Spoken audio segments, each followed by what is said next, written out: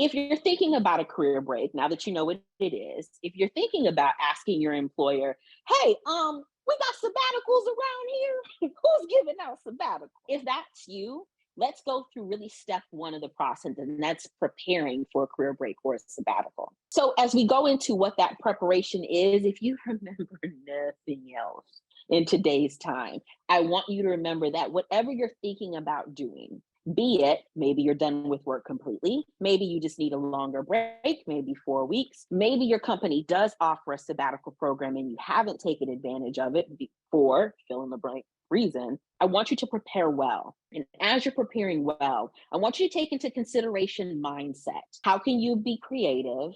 What societal, generational, or cultural norms might you need to separate from to help you make those decisions? And who needs to support you? Step one is to do your research. When you're thinking about taking a career break for whatever reason, do your research. Google is free, or Safari, Bing, right? We're equal opportunity search engine folks here, right? Whatever your search engine of choice is, use it. Start connecting with your network.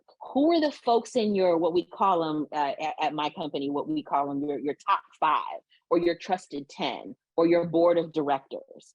Who are the sponsors? Who are the mentors? Who are the folks that typically pour into you that you can use as a sounding board, that you can start having these conversations with? And the conversation starts real simply. Hey, I'm thinking about stepping away from work for 6 weeks, and let those words hang out in the air. Get used to saying, hey, I think I need to step away for a month. You know what? My company offers a sabbatical. I think I'm going to take advantage of that, and let those words hang out. See what comes back from your research. See what comes back with your network. And while you're doing your research, especially if you're in a more 9 to 5 type situation, get mega familiar with your HR folks. Get mega familiar with your employee handbook. Now, prior to executive coaching, running my own business, jet setting across the world, scared with my Dramamine in one hand and my Metallica playlist in the other so I can have something super distracting on the plane, I also came from a very strict and stringent corporate environment. Again, I go back to, I've been drinking stale break room coffee with an asset managed laptop and a badge since I was 19. So I know how the rules of that road goes. Also in that corporate space, I was a humble HR practitioner. So multiple sides of the house, from training and documentation to employee relations, recruiting, onboarding, talent acquisition, benefits administration, and wealth management.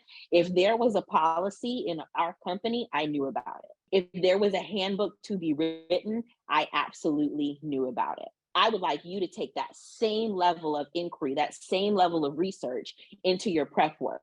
Find out, does your company have a sabbatical program?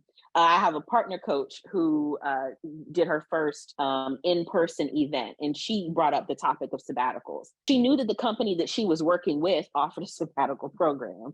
And in the conference room, said, hey, raise your hand if you know about such and such a sabbatical program. And like 2 people raised their hand. But it was a company thing, like the company offered it. And the rest of the 150 people in that room didn't know that their company offered a sabbatical program.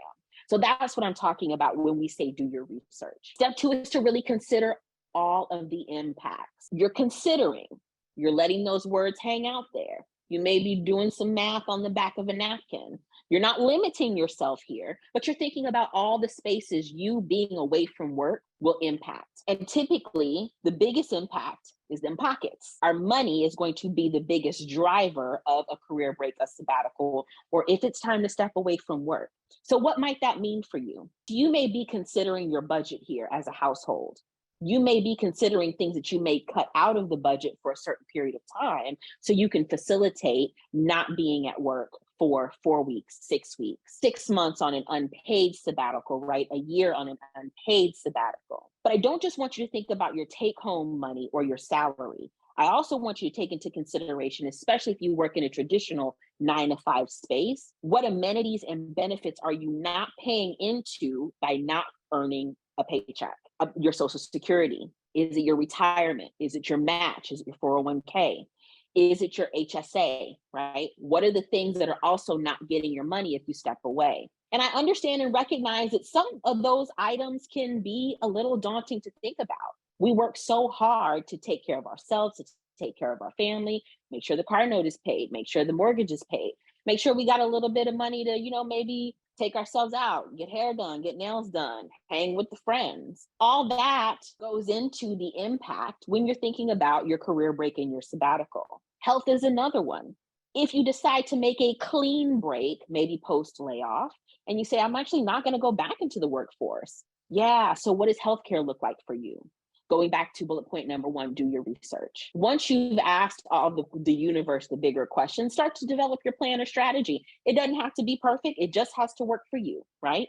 It doesn't have to be at the income level or the income bracket of your peer or your mom or your soror or your frat brother from college. It needs to work for you. And so as you're developing that plan and strategy draft, have that as a workable document. Maybe you start having those conversations. What are the bullet points? What are the stops and starts in your plan with your network? If you're asking for a career break or you're going to tap into that sabbatical program that your company offers, awesome. Make the ask.